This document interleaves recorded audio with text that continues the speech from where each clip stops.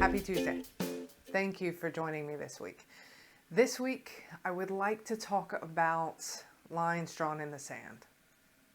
As a leader, when you're handling change on a small scale or a large scale, you will have parts of your organization that will draw lines in the sand whenever they get a little frustrated. I'm experiencing this right now at work. You have those in the operation and those at our division office. And everybody's tired and working really hard and trying to do the best thing that we can do for our customers and for our employees. And so lines are starting to be drawn in the sand. Now, this is a natural human behavior. What this means is you have one side versus the other, and the things as humans that we tend not to do very well is have empathy for somebody else when we're also struggling. So what this means is you have the one side of the extreme where people compare their suffering and say, oh, I shouldn't feel bad because there's those out there that have it worse than I do. And what that does is it minimizes what you're feeling, and it pushes all of those things down and adds negative feelings such as shame and resentment. If you haven't been listening to Brene Brown's podcast, I definitely recommend it. She talked about it this week, and it's something that definitely struck a chord.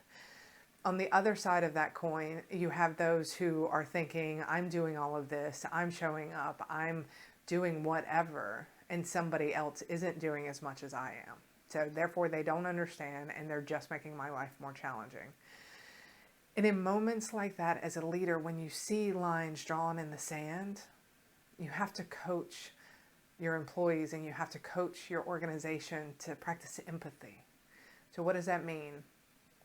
Well, I had an interaction with one of my peers today, and it was definitely a lines drawn in the sand kind of moment. And my peer was frustrated, as was I. Now, I wasn't frustrated with her. I wasn't frustrated with the company. I'm frustrated with the current situation. I'm tired. We're all working hard. And where I should have had empathy and asked, how are things going? Talk to me about what you're experiencing. Instead, my mind went to that immediate moment of, well, you don't have it as bad as I do. And the conversation wasn't nearly as productive as it should have been.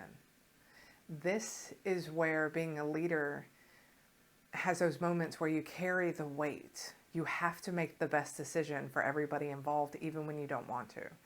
And if you don't make the best decision, like I didn't today, and I may have snapped back when I should have met her with empathy, apologize.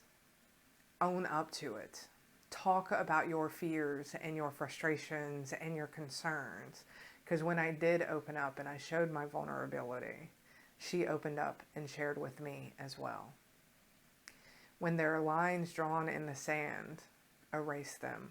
Remind everybody we're on the same team. We're doing the best we can in these situations, and tell me about what you're experiencing. Talk to me about the frustration and the challenges that you're having. Because when you meet somebody with empathy, it allows them to be their true self. Normally, when people meet you with frustration or anger, it's because they're feeling that pressure that's forcing and bringing us into this small box when we don't need to be there. Leadership is always about empathy. It's always about meeting the person where they need to be met. Forgive yourself when you don't meet them, but then show up and have the conversation.